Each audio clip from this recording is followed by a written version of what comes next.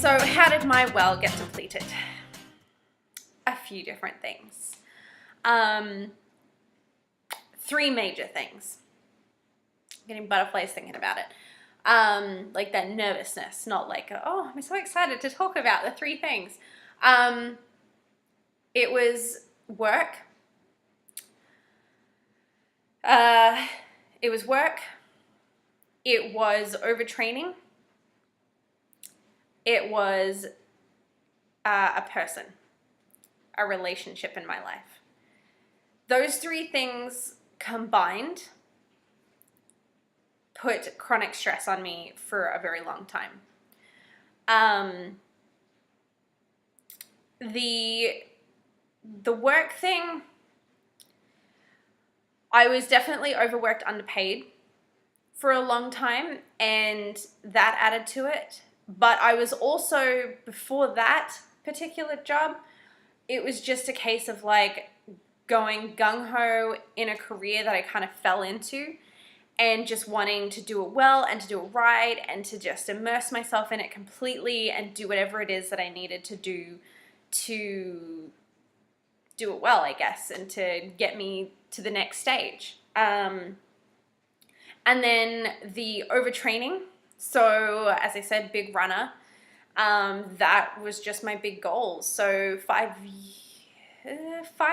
years ago, I ran my very first half marathon, and it was the Seawees. I guess it's 5 because this is the 5th year. And it was Seawees, and it did completely change my life. And it was from that actual moment, it kind of catapulted me into this completely different world and life, and I've been in love with it ever since. I guess in some ways it's also made me sick, but I think there are lessons that were learnt from it, and I feel like I'm a better person for it. But basically, yeah, it just catapulted me into this life, into this new perspective, and I just went for it and I followed it. And I said yes a lot. I didn't say no to things, and I wanted to do it all, and I wanted to do everything, and I just wanted to be immersed completely. So it was definitely this lifestyle thing of like, I just do it, I don't stop, I've got goals, I need to make them happen, and so on and so on. I'm type A. I'm a big goal setter, big goal getter. When I want something, I go after it. I'm like a dog with a bone, and I get it. And so there's definitely that to it of like, I just don't stop. Comes back to that hustle. Gotta hustle, sleep when you're dead. But yeah, with the overtraining, so we're part of that. It was just, I absolutely fell in love with long distance running. Because prior to that, I played competitive soccer for a long time in Australia, and then I moved to Canada, and I didn't really do much for a few years, and then got into long distance running. So then it was like, I was running all the time and running half marathons and did a marathon, and then relay races and trail running races. So basically, I was doing a lot of running, and I actually didn't even consider to take time off. I knew it was something that you had to do and that you should do, and I knew that from when I played soccer and just from years of being athletic anyway. But I didn't really take time off. I didn't take a day off, and it was like, it was one race into another race into another race. There was no real recovery time, because I'd no sooner finish a race and then I'd be basically ramping up again for the next one. So I didn't even consider like, maybe I should just have one recovery week and I'll be fine. Like, I'm not going to do well. Probably would have done better. Who knows? But it didn't factor in for me. So basically, it was just a lot of overtraining. The third factor into me getting adrenal fatigue, as I mentioned, it was a relationship in my life. It was someone who was in my life for about 18 months. 18 months too long. It was brutal, and It was one of the most testing relationships I've ever had in my life, and that's saying a lot. But it was pretty brutal. It was definitely very emotionally abusive, unfortunately. And if anyone is familiar with narcissistic personality disorder, that's probably the best way to describe this person. And I was definitely chronic stress with that. I was definitely, whenever we spoke, probably like 85% of the time, I was always on this, like, that high alert, like that worried, like, am I going to get attacked here? We didn't live in the same place, thankfully, but just even contact over the phone or like through texting, it was definitely very like charged. And it wasn't a good relationship at all. It didn't make me feel good. It questioned my identity a lot, made me feel like I wasn't a good person, this person always had set the bar and I would reach it, and then the goalposts would get moved, and then I was attacked for that, and it was just a very emotionally abusive relationship, very destructive, very toxic relationship, unfortunately. I'm not saying that all the blame is on this person, because it takes two people. I also chose to stay in it for as long as I did. I know that I contributed to some of that, which probably spiked some of, I'm not going to say all of it, because yeah, the way to be treated the way that I was treated is like, it shouldn't, no person should ever be treated that way. But as I said, I know I wasn't an angel completely in it. I know I did things out of reaction, out of just pure anger for the situation. And I know, as I said, that definitely spiked and sparked a lot of some of the shit that went down as well. But it definitely was getting to a point that I even considered moving, because I was worried that one day I would get home and this person would be at my doorstep, very aggressive. So it's taken a lot of healing to get through that. And there's been days where I've been like, I wish it never happened. I wish this person never came into my life. It was so toxic and destructive. But then at the same time, this person also taught me about self-love and self-worth in a way that no one has been able to shine that mirror to me before. And so I do thank this person for that and for that experience, because I don't know if I would have felt that or known that or learnt that if I hadn't have gone through it. So there's that. I'm trying to look at that as to be the upside, but unfortunately it was a total stress every single day. It was a lot of highs and lows. Multiple times I tried to get out of it and tried to get away from it and cut the cord.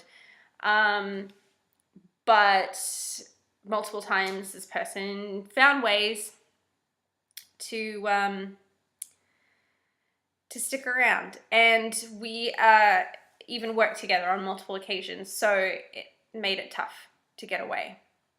But that person has been out of my life for just over a year now, and so that has really helped because there you go. So it's like taking the stress out of my life there, and that's definitely helped in a big way to not have that constant fight or flight mode. Makes a huge difference. So they were the three major factors for me and for what contributed and what created my adrenal fatigue. I have no doubts that part of my lifestyle prior to those big major things added to it. I don't think that those solely were the reasons necessarily. Like I went through law school. As I said, played competitive soccer. I moved around a lot, so I never really truly felt grounded anywhere in particular. So I think, you know, those things also contribute to, it's years of it. It's not weeks of stresses, but those three things definitely, they all happened at once, at one time. And I think that was just when my body was like, you know what, you could have had 2 out of 3 of these, 1 out of 3 of these, and you might have been fine. But the fact that it was 3 out of 3 and it was all at the same time, body is just like, nah, sorry, I can't do it. I can't function. I can't like replenish things as quickly as what needs to happen for you to get better. So it is what it is. So basically, yeah, about this time last year, one of the big major stresses went out of my life. I also quit my job in August of last year as well. I just knew that I had to have time off.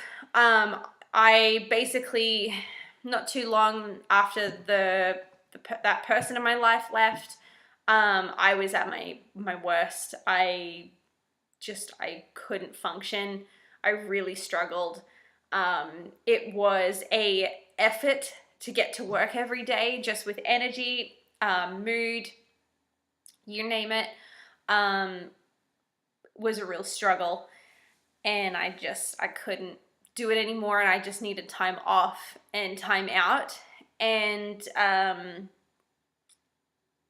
I guess because of the adrenal fatigue, I couldn't even train anyway, so I was automatically being made to rest and recover. I had also stopped doing yoga when I moved to a new company. When I was offered position and moved to a new company, it just wasn't, I guess, in my face as much, or as pronounced, or as like important. Where I was previously, it was basically a global yoga wear company. So it was like, it's what we did, and they made it easy for you to do it. So, and everyone I was surrounded by did it. So it was like, well, yeah, of course I'm gonna just go and do a yoga class or whatever. So I think that had really helped me for a long time, for it to not just like crash. I could have crashed earlier if I didn't have that, but yeah, so I think that was another factor. I just didn't really have that in my life to kind of balance everything else out, because I'm going to talk about this in another video. But you basically, like, for whatever you're doing that's like high energy and high stress, you really need something to balance it out and to replenish your well. I wasn't getting any of that. So there you have it, basically. So I wasn't really doing any training, so I was automatically put to rest anyway. The relationship in my life had finally dissolved and had gone completely, thank God. And then I ended up quitting my job and taking a good couple of months off just to rest and recover. So that is the first part of my adrenal fatigue story, and I haven't gone into necessarily super great detail because I've just wanted to keep it pretty high level and just chat about in brief in what my journey has been with this and how it's looked and what I've been going through with it, and then and how it happened. And then in the next video I'll dive into, once I've reached that peak and did all of those things to cut out the major stresses, so then what does my life look like since then, and what else have I been doing to heal and to get better? And I'm super excited to talk about that part, because that is, I think, way more interesting and a lot more of a happier story than how I got to adrenal fatigue. So yeah, that's basically it. As I said, I made mention of a book that earlier in this video, which I can't recommend enough because it really does explain adrenal fatigue more and better than I ever could, and that I think I've read anywhere or have really had too many people explain to me.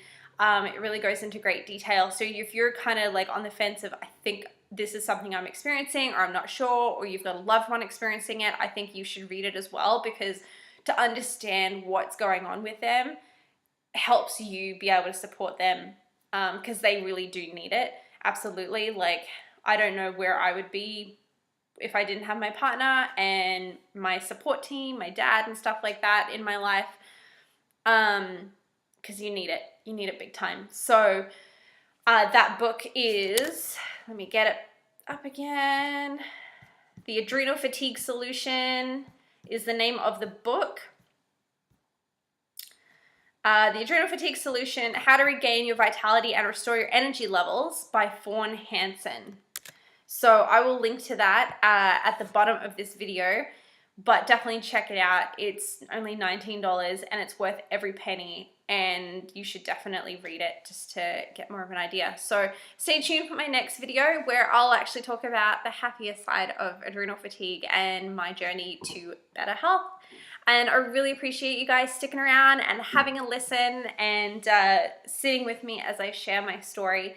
I really appreciate that very much. So if you liked it, give it a big thumbs up, and subscribe to my channel so that you can be in the know when I post other videos. Thanks guys, and have a great day.